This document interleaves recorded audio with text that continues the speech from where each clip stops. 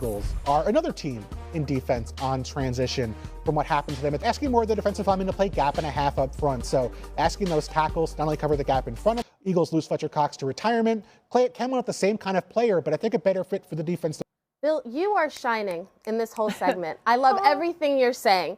Because standpoint, he is a value add because of the leadership, good guy leadership.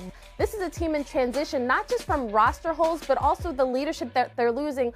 I love this fit. I love it all. Bill, you rock. Let's continue on with the Eagles. They allowed more than 25 points per game last season, third worst QBR in the league. So GM Howie Roseman has been aggressive in trying to improve the back, C.J. Gardner-Johnson, and Howie's made some really good moves when it comes to have the Eagles done enough to fix their problems on defense? Obviously want Nolan Smith, their former first-round pick, to be next in line and sit at the cornerback spot. That's the one area that I still look at with this Philadelphia Eagles. Like that, they brought back C.J. Gardner-Johnson, playmaker back there, but I just. Yeah, I agree with Damian. Up front, Bryce Huff, I thought, was rushing the passer. I don't know how complete his skill set is, and I think his role is yet to be determined. By and large, I think they're pretty solid up front. They did make a bunch of additions at linebacker.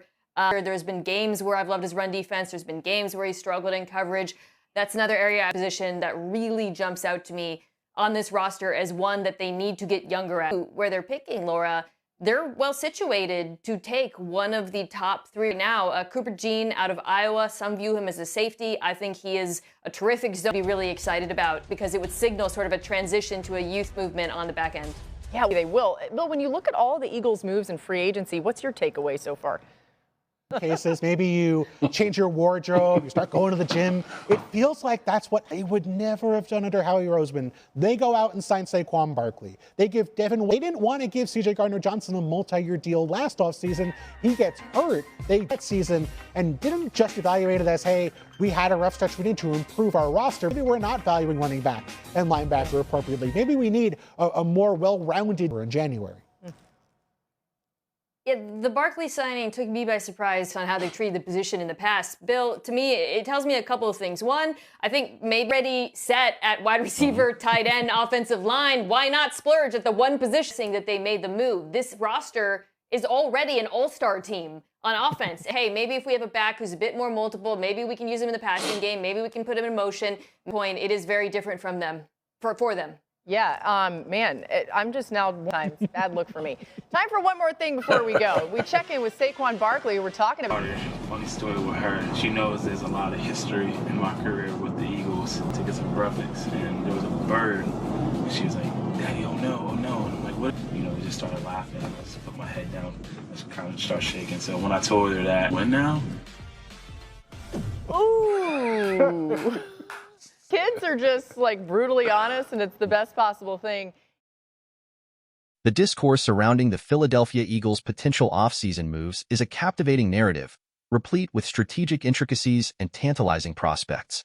As enthusiasts and analysts converge to assess the team's trajectory, the spotlight inevitably falls on coveted free agents like former Broncos safety Justin Simmons.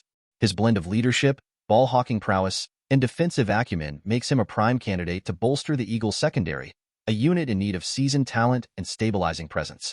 The conjecture regarding Simmons' fit within the Eagles' defensive scheme is both stimulating and speculative.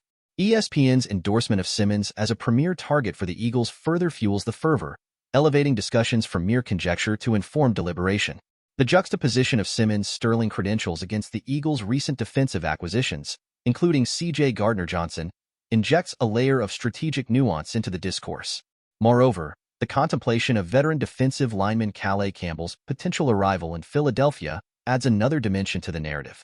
Campbell's imposing stature and seasoned experience could provide invaluable mentorship to the Eagles' burgeoning defensive line, particularly in the wake of Fletcher Cox's departure.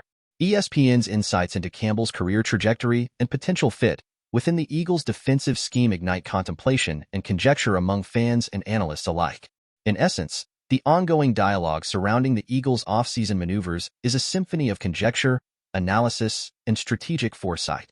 As fans and pundits dissect each potential acquisition and its implications, the anticipation and excitement continue to crescendo, underscoring the enduring allure and intrigue of NFL offseason speculation.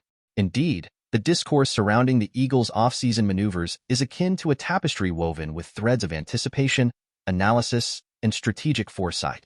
With each potential acquisition scrutinized under the lens of team dynamics, positional needs, and long-term objectives, fans and analysts alike are engaged in a captivating ballet of conjecture and deliberation. The prospect of Justin Simmons donning the green and white ignites imaginations, conjuring visions of a fortified secondary anchored by his veteran leadership and ball-hawking abilities.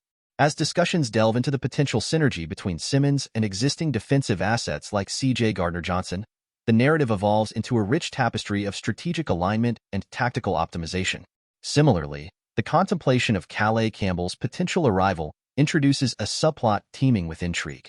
His imposing presence and wealth of experience promise to impart invaluable wisdom to a youthful defensive line grappling with the departure of stalwart Fletcher Cox. Speculation regarding Campbell's fit within the Eagles' defensive scheme sparks a cascade of conjecture and analysis, elevating the discourse to new heights of strategic complexity. In this symphony of speculation, each rumor, insight, and projection serves as a note in the composition of anticipation.